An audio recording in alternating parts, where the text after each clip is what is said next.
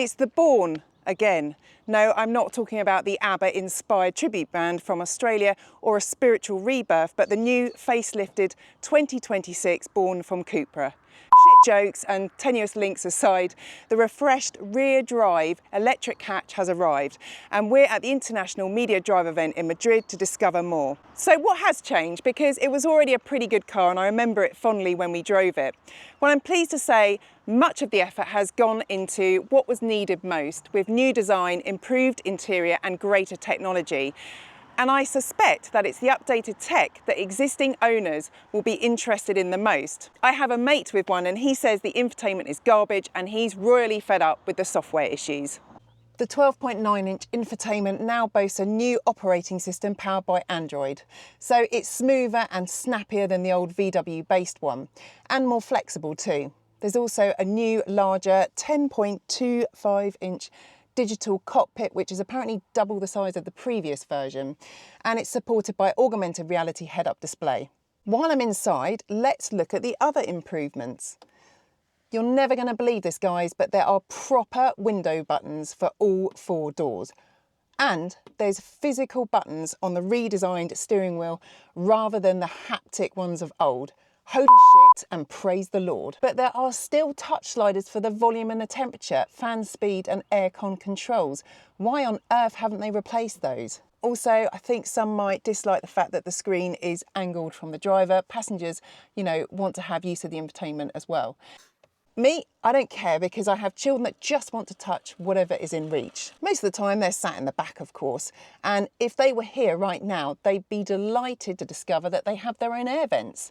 Also, a new addition for the 2026 Cupra Born. Overall, I think the interior feels plusher, mainly thanks to the new door panels with Cupra's signature decorative patterned inserts everywhere, more triangles, guys, and more ambient light. It even uses colour changes and animations to bolster visual warnings for the driver, presumably after they've had a heavy night out and can't drive a car.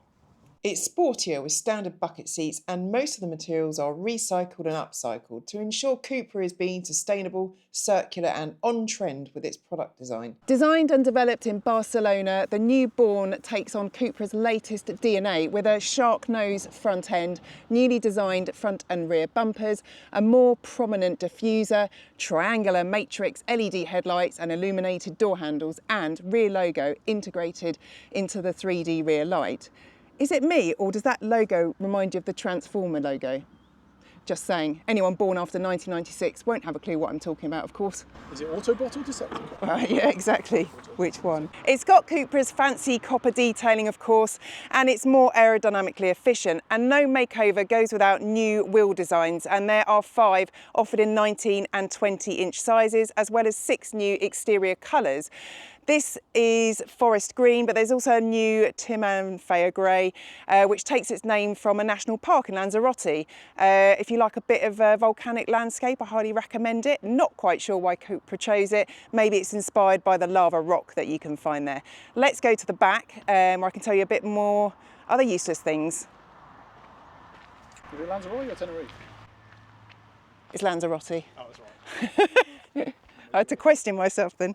There's bike rack integration as standard. I'm told we can't see it on this car because it's behind the number plate, although... It's optional, right? Yeah, it's optional as well, as I've just been reminded. It's quite a handy feature to have because it's a real pain to have a towing hook retrofitted or use one of those dodgy strapped-on solutions. That sounds a bit rude, doesn't it?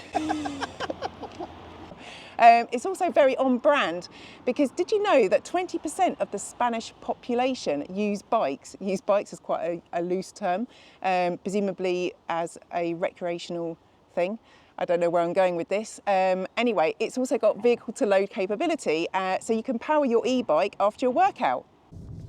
Battery motor pairings run to a choice of 3, all driving the rear wheels.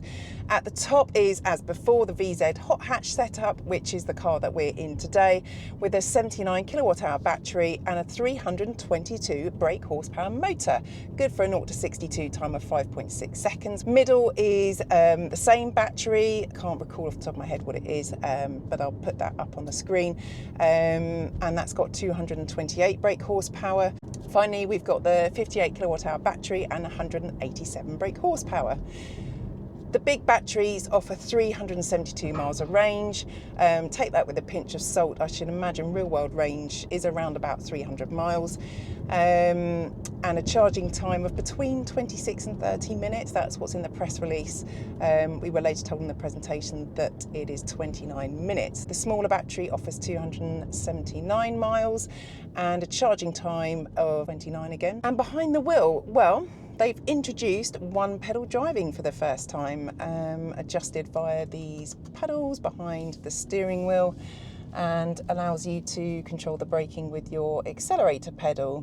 And if you spec the bigger battery, you get launch control. Aggressive steering and ES Sport combined with wider 235mm grippier tyres. They're special tyres made just for this new Cupra. Across all 19 and 20-inch wheels offer more grip.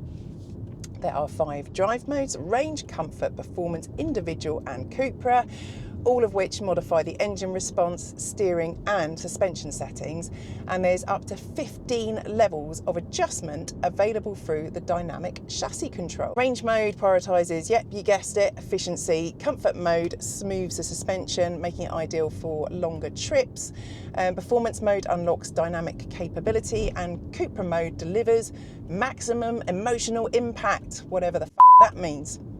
Individual means that you can configure the settings as you wish. Now, there is a new immersive interior sound that adjusts to speed, throttle and driving mode to deliver a stronger connection between the car and driver, apparently. These are only available in performance and Cupra driving modes.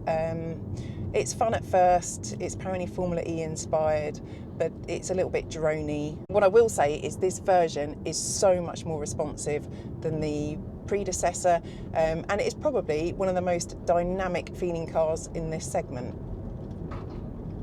Safety systems have been re-engineered too. There's new travel assist with cloud enhanced longitudinal control, new crossroad assist, upgraded front assist with multi-stage warnings, and pre-crash with rear detection to deliver intelligent protection. Yada, yada, yada. Turning is pretty sharp and it generally just feels really nice to drive.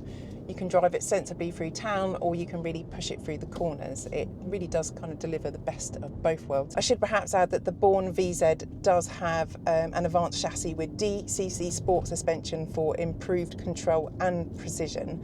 And they've enhanced steering feedback and firmer braking just for a sharper driving experience. They have also swapped out the rear drum brakes for discs, which have made quite an improvement. Design-wise on the VZ, there's obviously specific badging, cup bucket seats for better driver positioning and control, and optional sunroof, which is what my GoPro is suckered to here, and a premium 10-speaker sound system with Sennheiser contrabass technology, whatever the that means. We were told that Cupra has a strong passion for music and that we were urged to try it. Perhaps this is the ideal time for me to add another Born joke. Born to be wild? Born to be wild! God, do I have to pay royalties for that?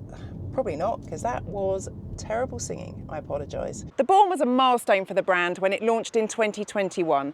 45,300 units were sold last year, an increase of 44.4% compared to the year before. And it seems that the upgrades Cupra have made to the Born have moved it on from a very good car to a really excellent car. They have addressed most of the shortcomings with the predecessor to make it an appealing option for existing customers and also new ones. With the influx of great value Chinese EVs, European manufacturers cannot rest on their laurels. They need to produce cars with more in-depth tech and engineering integrity to justify the more premium pricing. Expected prices are around £36,000 to £46,000, which makes it even more attractive. Overall, I think this is really good. Perhaps this one should have been called the Born Legacy, and then its successor could have been called the Born Supremacy. Okay, I'll stop with the shit jokes now. I hope you like the review. Please do subscribe. Like, whatever. Do it all. Just do it all. Like, whatevs. Subscribe or don't, I don't care.